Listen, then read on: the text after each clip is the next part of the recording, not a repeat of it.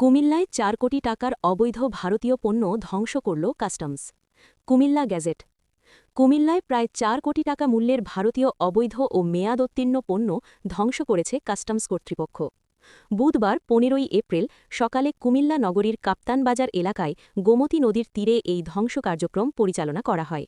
ধ্বংসকৃত পণ্যের মধ্যে ছিল প্রধানমন্ত্রীর ত্রাণ তহবিল থেকে ফেরত আসা ব্যবহার অনুপযোগী শাড়ি ও থ্রি পিস, মেয়াদোত্তীর্ণ খাদ্য সামগ্রী, বিজিবি কর্তৃক জব্দ করা আমদানি নিষিদ্ধ বাজি, অবৈধ ঔষধ এবং আইএমই নম্বরবিহীন ব্যবহৃত ও খোলা মোবাইল ফোন।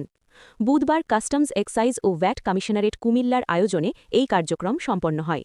এ সময় উপস্থিত ছিলেন যুগ্ম কমিশনার নীতিশ বিশ্বাস, অতিরিক্ত পুলিশ সুপার সাইফুল মালিক, ১০ বিজিবির সহকারী পরিচালক মোহাম্মদ নজরুল ইসলাম এবং জেলা প্রশাসকের কার্যালয়ের নির্বাহী ম্যাজিস্ট্রেট সারোয়ার জাহান।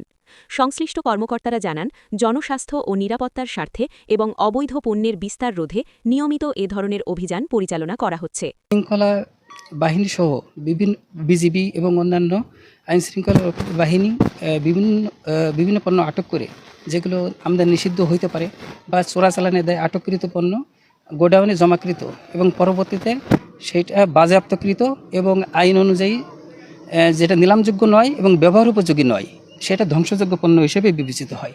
সেই ধ্বংসযোগ্য প্রক্রিয়ার জন্য বিধিগত কিছু প্রক্রিয়া আছে।